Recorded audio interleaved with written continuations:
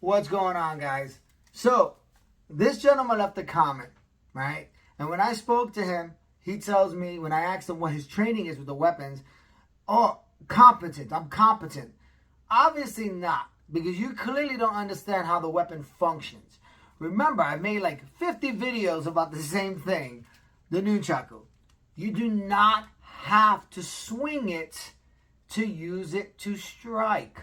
There are many options with it. That's why I like it, because it's a versatile weapon.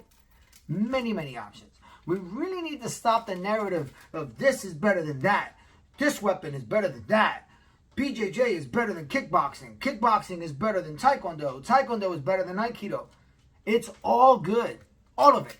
It's better than sitting on your couch and doing nothing and pretending to be a fight analyst and an expert when you really have no real training in the weapons or in the art at all. Just because you took 6 months or maybe a year of something does not make you an expert to say what works and what doesn't work, what's good and what's trash. It's all good. It all has its place. We might need to grapple someone, but we also might need to punch someone in the face and give them an elbow. So one art might not teach that. Cross-training is a must. Some arts will include everything. But honestly, there's nothing wrong with going to study one in particular art in its entirety and then moving on to the next, or doing two that are completely different at the same time. You could do judo, right? And BJJ. Although BJJ comes from judo, there's a stand-up portion of judo that is not there in most BJJ schools, right?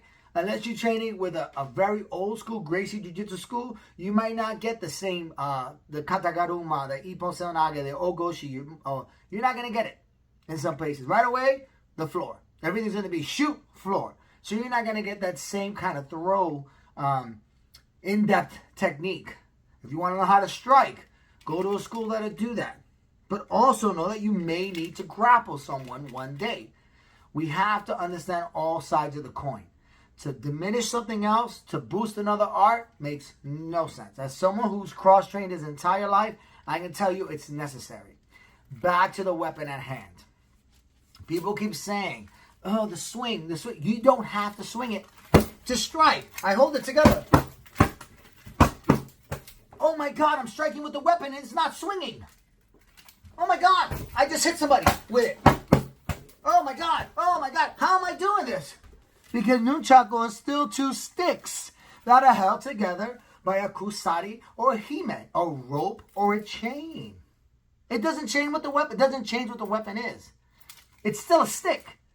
If I have a knife and it has a feather at the end, and at the end of that feather it has a spear tip, does it change the fact that it's still a knife? No. It's like kusari gama, right? Kusari kama. The kama with the chain. It's still a sickle. It just now has a chain, so you have long range. So the purpose of this weapon is I can use it like a tambo, a short stick, or a baston, a cane in Filipino martial arts.